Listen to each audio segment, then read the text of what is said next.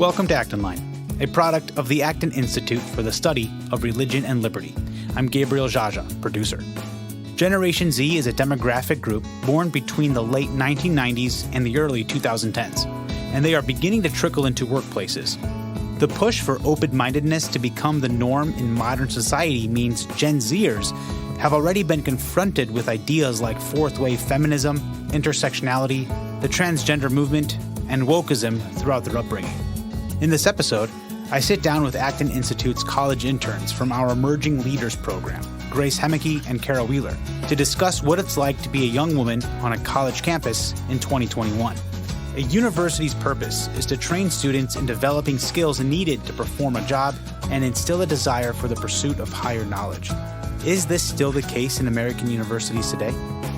You can find additional resources in the show notes of this episode, as well as find previous episodes of Acton Line on our website at acton.org/actonline. If you like this program, you can help us reach even more listeners by sharing it with a friend and leaving us a 5-star review on Apple Podcasts. We welcome your comments as well. Acton Line is available on Apple Podcasts, Google Podcasts, Spotify, Stitcher, or wherever you listen.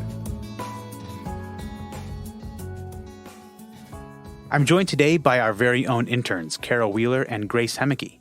Welcome, ladies. Thanks for having us. Thank you for having us. This conversation is important because I think the college political climate needs to be addressed from a young woman's perspective. Generation Z, right? We have a 19-year-old, we have a 21-year-old, both college seniors about to enter the real world. Very excited for you both. And I think this perspective on the PC culture is often overlooked, specifically for those Generation Z students. So let's get right into it. Given the political climate, what has your college experience been? So my college experience, I'm at a small liberal arts Catholic school. And I've kind of realized that college campus is like a microcosm of society at large, but that of a political left, progressive society. So anything that you would find on the political left, the beliefs, kind of the applications of policies, that is going to be found on college campuses, just magnified thousands of times. And especially political correctness, honestly. Even the term political correctness is so politically correct on college campuses that you can't even call it politically correct anymore, because doing so wouldn't be politically correct. Just the fact that you're questioning the word and tainting it as a politically correct term, that means you're questioning it. That means that you don't really believe in it. So I would say that anything that can be politicized on college campuses will be politicized on college campuses. You can't really go anywhere or have any beliefs without taking your political party with you. I had a poli-sci professor last year who believed and taught that Bush did 9/11. This was something that he taught in his class, and this is something that we had to memorize and regurgitate back to him on a test or on a paper. And then I had this intro to ed class. This was a base level education class where my professor, who was a nun actually, believed that African American children learn differently than all white kids. So the school system itself is racist. And so I've kind of found myself these past couple of years at this school specifically. I transferred from another school my junior year, so I've been at the school for about 2 years now. But I've found that because most of the writing and most of the topics that I'm in school for are social issue related, I've found myself catering my writing towards what my professors want to read. So if I have a very liberal professor who teaches that kind of left-leaning thinking or that progressive thinking, I found myself doing better on papers if I cater my writing towards a left-leaning kind of presentation of my topics or of my beliefs, of my findings. I end up doing better. And if I stick to my guns and kind of just write what I believe and go all for it, that's when I get papers back with red marks all up and down, questioning my logic, questioning how I got to this conclusion. And I end up on average doing worse on those papers when I do stick to my guns than with the papers that I kind of cater my writing towards them. So the political correctness culture on campus, it's so tense and it's so apparent, at least on my campus, and I imagine even more so on state school college campuses. I kind of forget sometimes that I'm a college student at all because I'm preoccupied with defending my beliefs at all times. Grace? Yeah, so this past semester on my college campus, there was a criminal ethics professor who wore on Zoom class a shirt that said, "Breathe easy, don't break the law," as a reference to George Floyd. And it was pretty unprofessional for him to do that, but the students in his class kicked up such a huge fuss about it on Twitter. The next day he was fired. Wow. So the PC culture is this fear culture that's fast acting, that's just a guillotine that will take your head off socially, career-wise, if you don't say what the politically correct people want you to say. If you don't approve the narrative, if you don't assert that, they will end your career. So what is the most oppressive movement right now on campus? I've been at my Catholic school just a little bit over a year now. I transferred from a different Catholic school. It's a small Catholic college, and I'm still surprised to see some of the groups on campus that I'm seeing. The one in particular that I think it has good intentions, but it can lead students down a faulty path of thinking is actually our Pride group on campus. I'm all for inclusivity. I'm all for the absence of exclusion based on anything. I think there should be a support group for people who do feel like they're excluded. But at the same time, this just reflects the promotion of the over-sexualization of everything. So the fact that there is a group that promotes a sexual attraction between two men or between a woman and another woman, that doesn't have any place on a college campus because that can lead people down a very faulty path of thinking. So thank goodness there isn't a straight or a heterosexual group on campus because that promotes that sexual attraction between two college students, that just shouldn't be on college campuses anyways. That's where you get into the over-sexualization of everything that leads to topics of sexual harassment. And so just the fact that that kind of conversation is coming to college campuses, it doesn't make sense when sexual harassment is such a big deal on college campuses and it is such a scary thing. But then you have these groups that push for it in a more inclusive kind of way under the guise of inclusivity. The most damaging group on my college isn't an officially organized group. It's just the school of feminist thought. And it's so insidious because of that. It's really striking at the heart of Christian society because it's striking at the family and trying to elevate one member of the family at the expense of the others. Like, it's great that women can work just the same as men, but the feminists are pushing for a total role reversal in that we want women to become men, to take on all these masculine attributes like the aggression, the risk-taking of being the CEO boss babe. And at the same time, they're advocating for men to take on traditionally female attributes. Like, men should be able to show their emotions, they say. We want men to cry, to be their wife's BFF, to be their supporting partner, when supporting is the female role. And of course, there's honestly biblical examples of men showing their emotions. I mean, Jesus cries in the Garden of Gethsemane, but men are not made to be emotionally driven. Men aren't made to support their wives. Wives are made to support their husbands. Men are made to protect their wives. Yeah, I think it's very warped. And this is something that the feminist culture has actually succeeded in doing. I think they're very good, the modern feminists at least, are very good at twisting ever so slightly these positive attributes of what it means to be a man. So you have all of these positive attributes, these virtuous kind of characteristics of a man. Like, let's say a man is generous. He's generous and he's driven.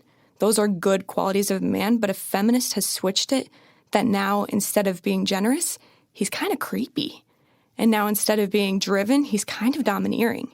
Interesting. They've twisted it in such a way that it's not a positive quality anymore. Now it's something that's negative and kind of has ulterior motives. Oh, you think he's a driven man? I think he's super domineering. That's just him mansplaining. You touched on something that I thought was really interesting. How has this changed the dating scene? And now we're talking from a Gen Z perspective, right? Right. Is there still dating at all? Is that still a culture, or is it now just like the hookup culture? I think dating kind of is a hookup culture. I think as soon as you lose the aspect of familial supervision that was in traditional courtship, it becomes a hookup culture because it's selfish and it's driven from our own emotions.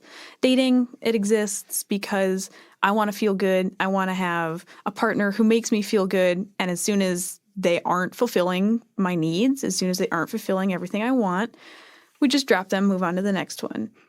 So I think that dating has some negative connotations, but courtship, when it's done under the supervision of a family and is done for the purpose of marriage, you're thinking so much about other people. You're thinking about, is this the kind of person that I want my kids to have as a father, as a mother? Is this the kind of person that my parents could live with me marrying? Is this the kind of person who I could have a future with? And now you're thinking about the other person. So I think that dating has become a hookup culture, and courtship has just diminished so much from college campuses. Yeah, I think it's really, really important to have the intent of dating be pure and have it be something that's geared towards something outside of yourself. And dating with intent is kind of off the beaten path. I feel like most often college students, at least, won't be dating with marriage in mind. It's a cultural norm just to date in college and have a college boyfriend, but then drop him as soon as college is over. And that's the weird thing about college is that, like I said, it's kind of like this microcosm. It's like its own little world. You're only seeing your boyfriend or your girlfriend in a certain kind of world. And so, like you said, Grace, it's important to know the family of the person that you're dating and to date with intent, to fully know the person and to will the good of that person. I know some people personally they've been dating their boyfriend for maybe 6 or 7 months. And a common question that can be asked of them is, oh, have you met the family? And that's beyond me. I'm like, how have you not met the family yet? That's something that tells you a lot about the person that you're dating, whether good or bad. So I think if the end of dating isn't marriage, then you're doing a disservice to yourself and to the other person. It's a lot of wasted time.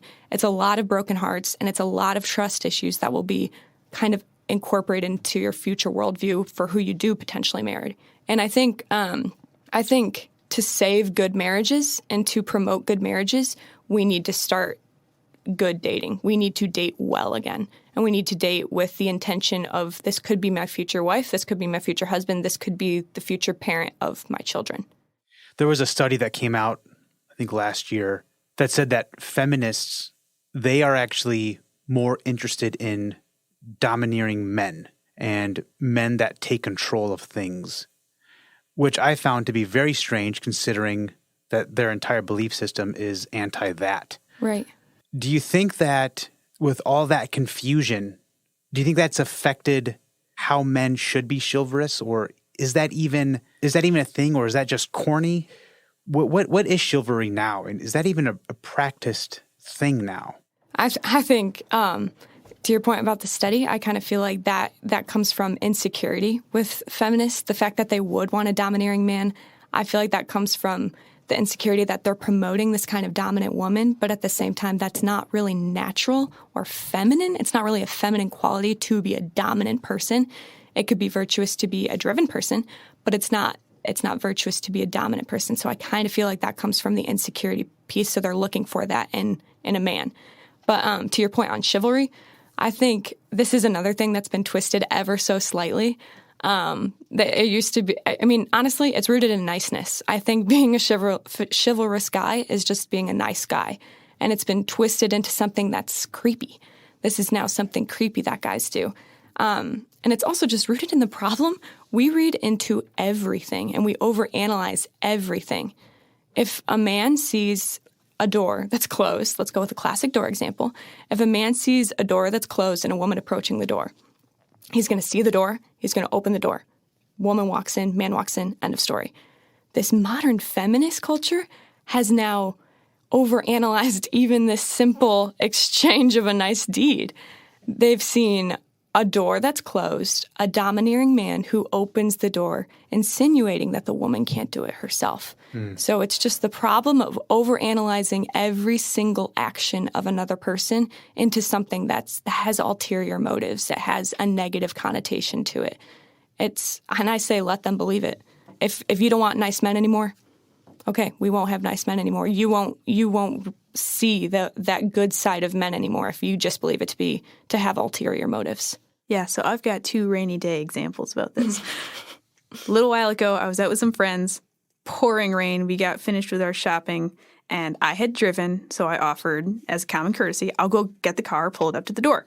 And one of the guys said, no, I'll go get the car and pull that up to the door. That was, I believe, I can't speak for men, but I think that comes from the desire to protect. Right, yeah. Can I pull the car up to the door just as easily as a guy can? Yes, but he wants to protect. There's a masculine drive there.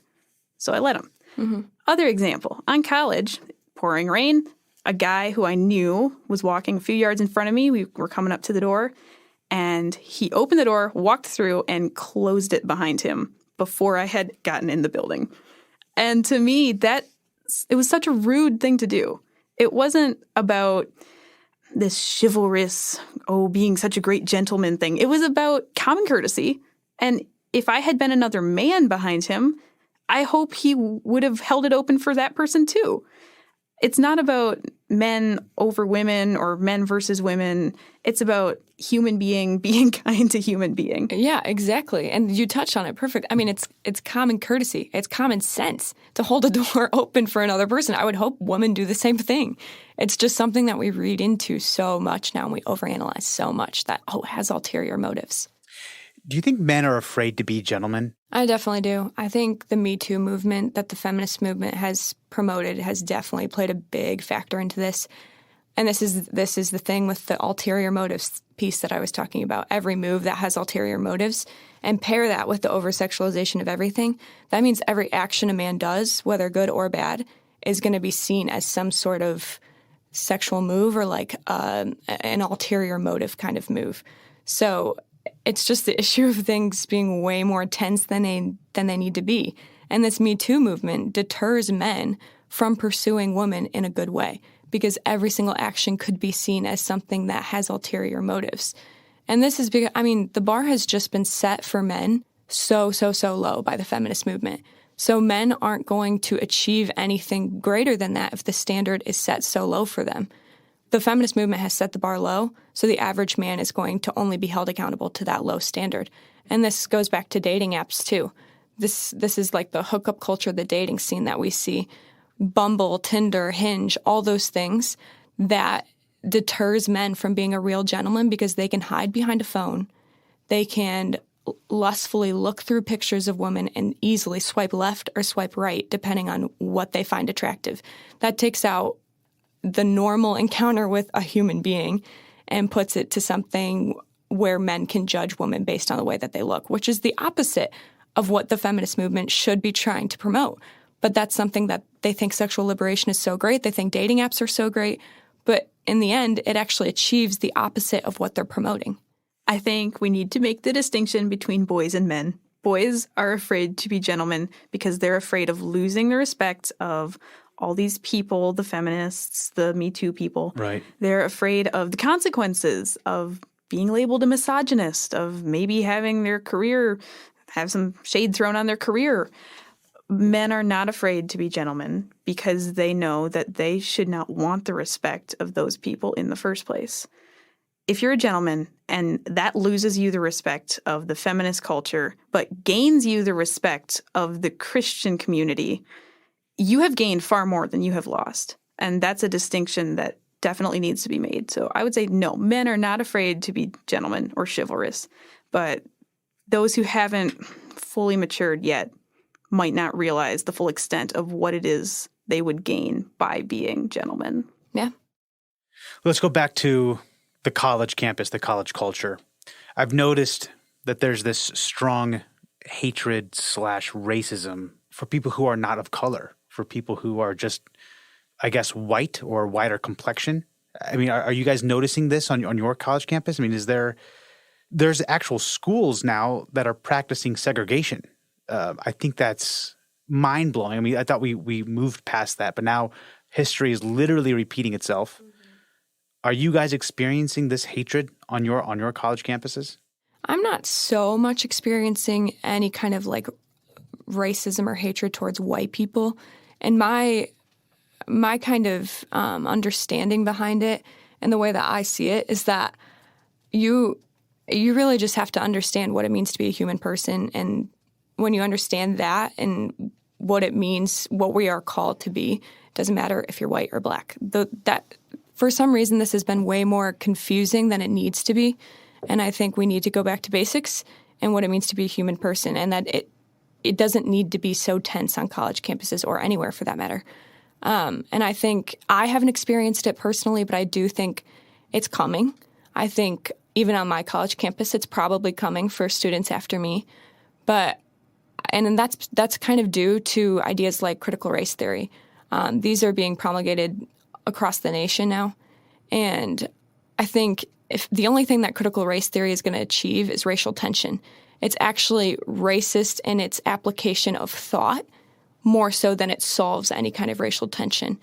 Now it says the kind of rhetoric that black people learn differently than white people, or everything that we do is racist. So it's kind of separating the two races automatically, just in its thought process and the way that it applies its worldview to everything. So it actually achieves some form of racism more than it solves. Grace? I don't know if it is to my college's credit or discredit. They have only had one Black Lives Matter protest, and they did it because they wanted to assert the very Christian, very biblical belief that Black lives do matter. Sure, they yeah. definitely do. All lives do matter. What happened was that the whole protest ended up looking like a support of the BLM movement, which, if you go to their website, has some very non-Christian beliefs attached to them. So the administration accidentally ended up supporting something that they never meant to support in the first place. Well, it was definitely good that they were supporting the idea that Black Lives Matter. They threw their lot in with a lot of other non-biblical beliefs. So I haven't seen any reverse racism or racism against white people. We have been promoting the idea that Black Lives Matter, and I think rightfully so, but it has not gone to any extremes yet. You know, I remember when I was a child, my parents never spoke to me about race. It was never brought up in school, and having black neighbors at the time was just, to me, it was just, oh, I have neighbors. Yeah, exactly. The skin color was never an issue for anybody. Yeah. And growing up, that's just what we thought. It was just a human. There really wasn't a discussion about race, period. But it's not just them. It's not just children. It's young adults. It's college students. We're discussing something that is so elementary, that is so basic that it shouldn't even be discussed, in my opinion. Oh, yeah. It's really not that confusing. Like, I had black friends growing up. They were my friends. I never thought twice about what their race could mean to me, or if I had some subconscious racism I had to study that and see if I had these like covert kind of racist understandings of who they were as a person. No, they were my friend. Right. It's not that confusing. There was never a moment in my life where I said, hey, Mom, I'm going to go hang out with my black friends. It was just, I'm going to go hang out with my friends. Yeah, and good. Right. Go hang out with your friends. Go be a kid. You don't have to worry about that kind of thing. It confuses them more than makes them social warriors. Yeah. I think that comes from our culture's tendency to read into everything that you mentioned. Big time, big time. Let's talk about the dichotomy between career and motherhood. Do you feel that at one point in your life, you're focused on career, and then out of left field, you just start focusing on motherhood? And do you feel that there's like this tug and pull internal war going on? Or can you reconcile the two? Yeah, so they don't exclude each other. There isn't a dichotomy. It's a woman's first calling to be a mother, and that comes from Genesis 1 in God's dominion mandate to fill the earth and subdue it. But there's also this call to steward our resources and not being in a relationship. I can't be a mother right now. So that means that I have to prepare for a career because that's the opportunity God's put before me. I'm definitely willing to be interrupted in my career preparations should God provide a future husband for me. But right now I'm working on what I can work on, which is career. And should an opportunity to be a mother arise, I would willingly take that. Yeah, I agree with that too. I don't think that they're mutually exclusive at all. I think my vocation more so lies in being a motherhood, and the way that I want to become the best version of myself lies in being a mom. That's not to say that I couldn't adopt some kind of virtues in being a career woman. But the issue that I have now is the fact that college is so expensive. It's so expensive. And so I'm paying for my own school, and I have to take that into account. It's important to be prudent about if you can't afford kids, and if you can't, you want your kids to have a very good life.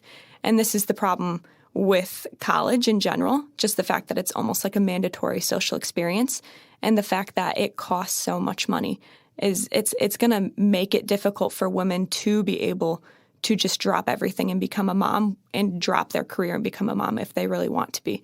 So I think there is kind of a tug and pull between career and motherhood.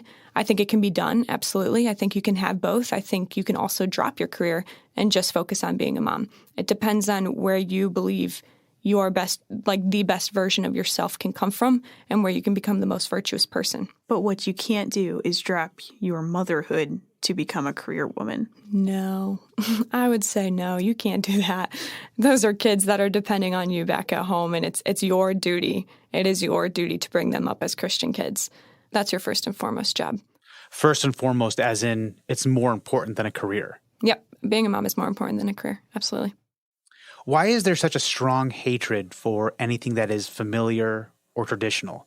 And I ask this in terms of, or in the perspective of feminism and the political correctness culture that's on campus. I think that anything that is traditional, there's a strong backlash against that. Why do you think that is? Well, most good traditions come from biblical values, so I'm not at all surprised that the culture's trying to destroy them. Friendship with God is enmity in the world, and they're always going to try to ruin traditions, to ruin biblical values. I think we can cling too strongly to tradition, but in most cases, it's derived from God-given rules, from God-given virtues, and from the things He wants us to do with our lives. I like that you said that we can sometimes cling too close to tradition. What do you mean by that? So, as a Protestant, I believe that God's word is the highest and only order for our life. And I think that if you put anything else on a level with that you're bound for trouble. I think there's so many good things that the church fathers and the saints have written that we can learn so much from, but they are not equal in weight and value as God's word. So I think that the traditions of man can often cloud our vision and start to eclipse God's word. Take the 1950s, for example. Sure. There was too much there of the stay-at-home mom, the don't be a working mother. That was a tradition that definitely eclipsed God's word, because in the Bible, we have examples of working women, like the Proverbs 31 woman. And it's not wrong for a woman to work. In the 1950s, there was too much pushback against women working. Yeah, I think, Grace, you bring up really, really good points. I personally think that there is a strong hatred for anything that's familiar or traditional, because most of these things that I believe have worked for decades and decades, they're rooted in selflessness. And it's things like a commitment to your work or your career. It's providing for a family. It's fidelity in a marriage. It's the promotion of family life. Those are all traditional aspects, I would think, and those are things that I would want to abide by still. And since these things are rooted in objective selflessness or just a giving of oneself, these are things that contradict modern society obsession with placing your feelings and your emotions at the helm of all the decisions that you make. It goes against the truth that when you do act selflessly, when you give yourself entirely, you achieve fulfillment in the most genuine way. And when you put yourself first in all actions and only thinking about how something is going to affect you, which is what's happening in our modern era, that's going to lead you down a path of isolation, frustration, loneliness, just a feeling you're just going to be feeling unfulfilled at that point. Grace, do you think your perspective on womanhood is different than millennials? So I think the millennial perspective is that they want the 50-50 society. where men and women can equally share the burdens of work and family. My perspective is different because I believe in a 100-100 society where men do 100% of their masculine role as provider of the family and women do 100% of their feminine role as the nurturer of the family. You just can't split up these different gender roles that we have. Men cannot carry a baby 50% of a pregnancy. So why are we expecting women to provide 50% of a household income? They have other things that they're supposed to be doing. They're supposed to be making the home the place where people want to live. They're supposed to be tending their family. They're supposed to be teaching their children.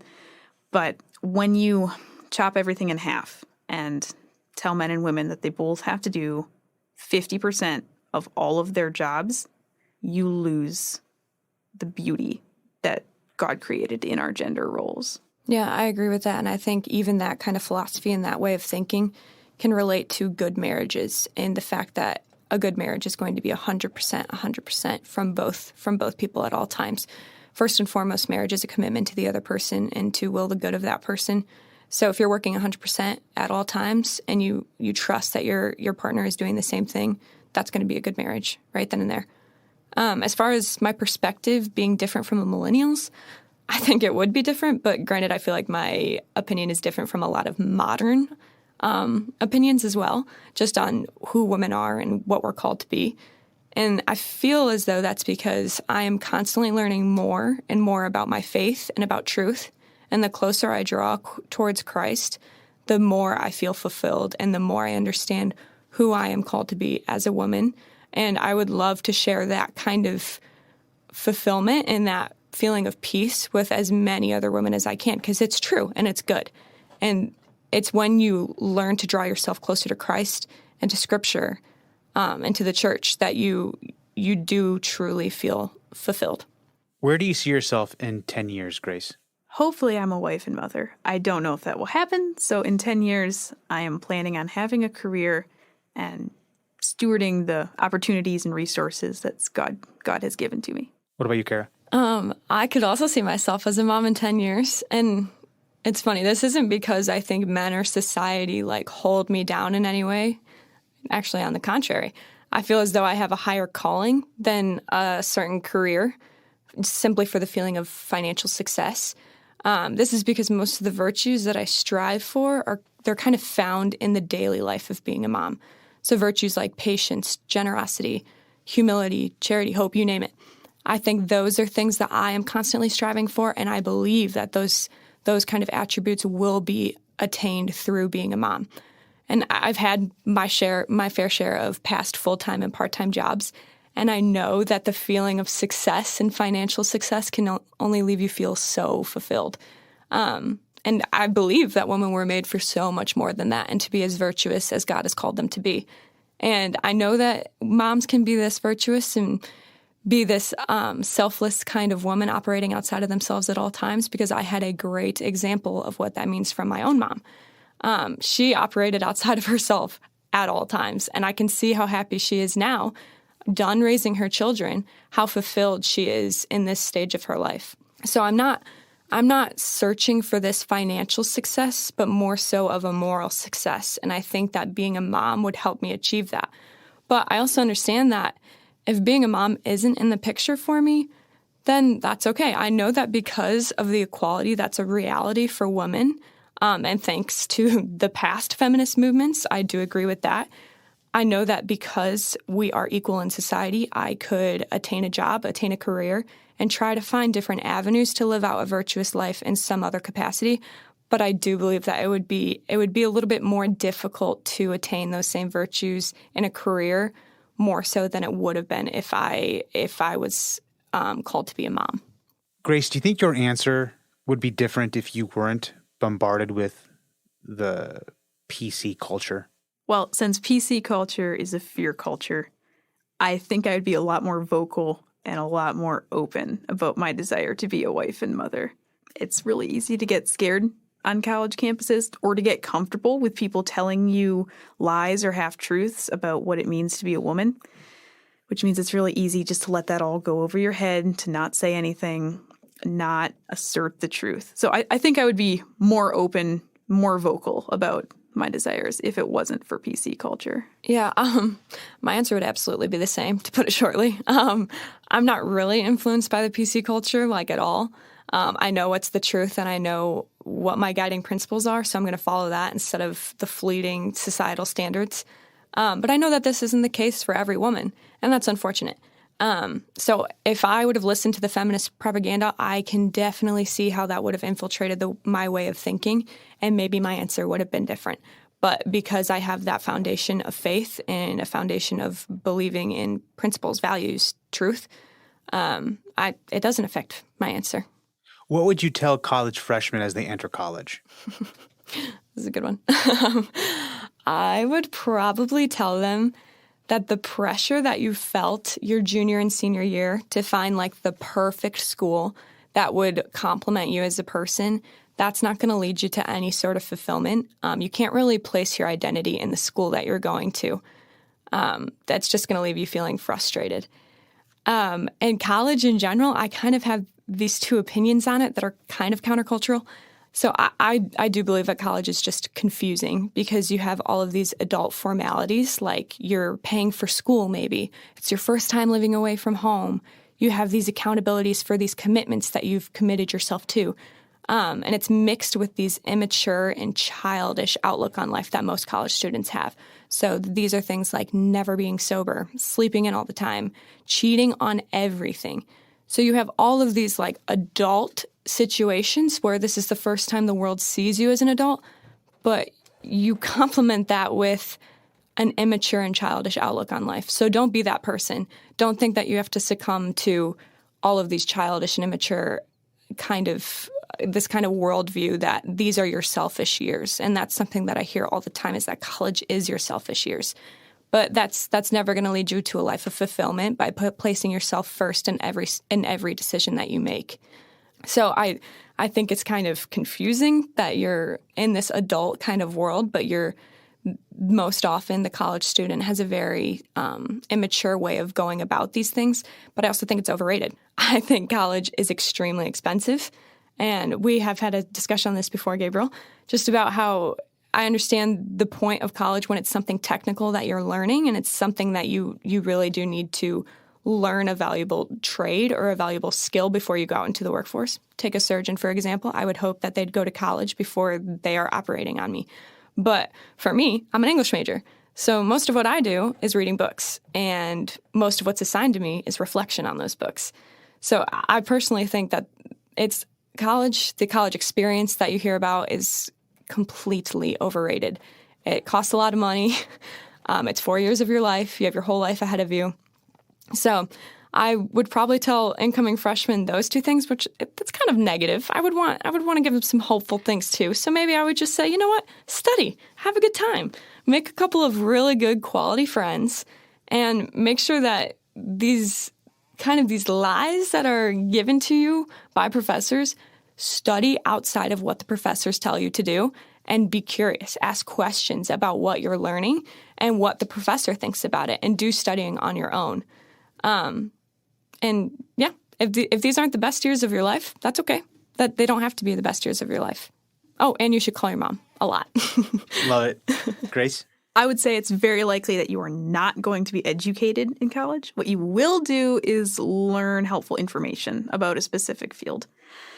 But you're going to face a culture that is openly hostile to you and your Christian beliefs, and that culture is not going to be passive. They will actively try to turn you around, to confuse you, to wear away at your morals every class, every day. I hope that's not the case, but in so many colleges across the country, it is. So you need to know your facts. You need to know your Bible. You need to know your history. If you don't know that, somebody's going to come and tell you something, and then you're going to get completely turned around because you're accepting mixed messages. A lot of Christian students are going onto campus with their eyes wide open, well aware of this. Good for you. But don't be expecting the ultra-atheist Carl Sagan professor to come in and crush you. That's not going to happen. You might have that professor, but Christians don't apostatize that way. They get turned around very slowly. You're going into a 4-year-long battle. You will not have rest unless you find a good Christian community, find a good church, find good Bible study, find the friends who you can trust, who believe what you believe. Advance God's truth. Don't be passive. The culture's not going to be passive. You shouldn't either. If you can't do that, at least don't tell the lies that they're telling. They can force you to be quiet, but they can't force you to tell lies, and they can't force you to lose your immortal soul. Kara, Grace, thank you for your time today. Thanks so much, Gabriel.